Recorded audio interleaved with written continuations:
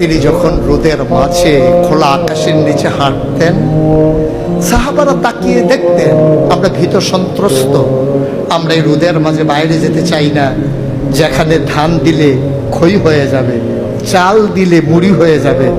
প্রচন্ড গরমের মাঝে তিনি হাঁটেন কেমনে?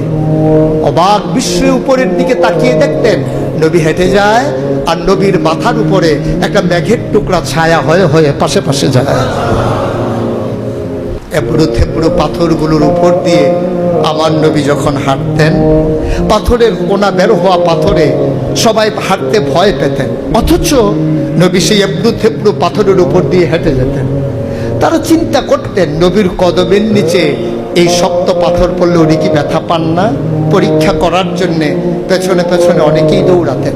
দৌড়ে দৌড়ে নবীর কদম মুবারকের নিচে যে পাথর পড়ে গিয়েছিল ওরা হাতে তুলে দেখতেন নবীর কদমের সম্মানে শক্ত পাথর তুলার মতো নরম হয়ে গেছে।